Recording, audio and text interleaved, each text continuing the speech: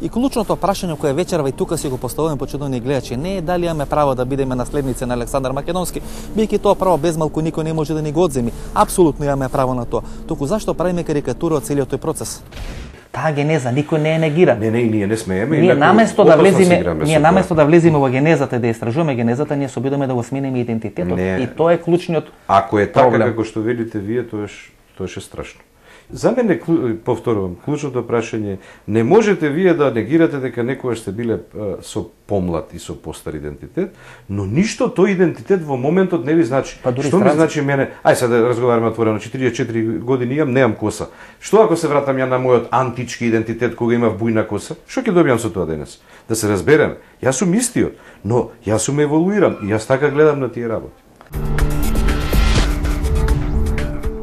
Толку ли е денес тесно во нашата словенска и македонска кожа и бараме други митови, одиме колку може подлабоко во историјата и како целиот овој процес на еден задоцнет национален романтизам со некој задоцнување од 2 века ќе се одрази врз идните македонски генерации.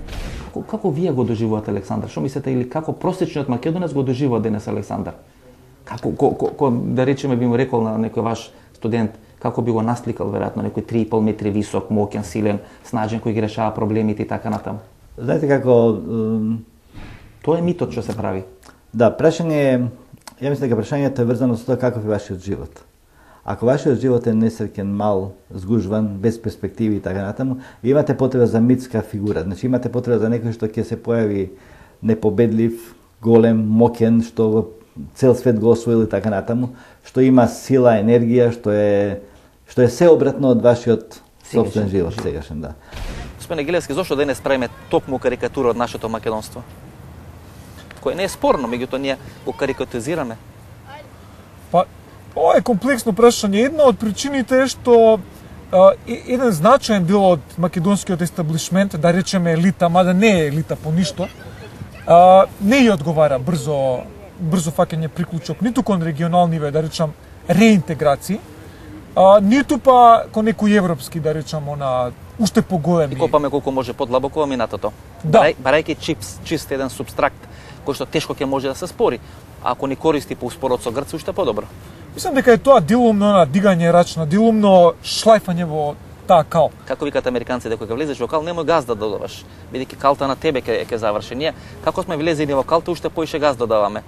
Ми се чини дека е така и дека клучната политичка причина всушност за оваа идолатрија со враќањето кон што по-длабоките и по-далечни корени е резултат на таа неспособност да се прифатат новите реалности, некако и новата конкурентска дури да речам. Значи да докажеме дека не сме тиква без корен.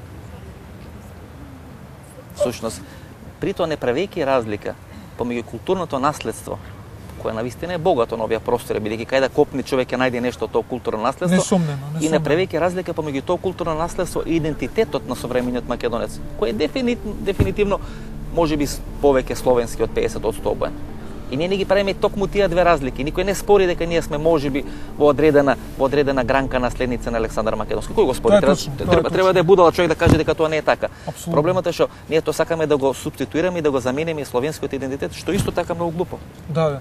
Тука имате право и тоа исто покажува колку е наивен заправо, простодушен, лековерен просечниот македонец. Ова е на вистина елементарно што го велите.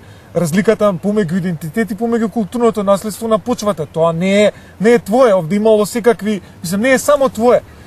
И башка немате монопол, го ја правите истата будалштина кои грците што ја прават. Монополизирате цели огромни цивилизацијски периоди на кои полагаат право многу народи, многу култури, многу различни ограноци, да речам, цивилизацијски европски. Така што тотално е апсурдно, имате право, но ви велам, дотолку е апсурдно што никој не прави обиди по-базично да го воспита, да го култивирате македонец. Ние во една стапица во која да речеме не влагат русите. И ако денес се гледа како е настанат современиот рус со одредени шведски, германски, не знам, татарски примеси, или денес како е настанат современиот французин, името Франки, да речеме, од германско племе, зборел на латински јазик, живее на територија на Галија, некоја римска провинција, така натаму. И тоа никој не го спори. Никој апсолутно не го спори.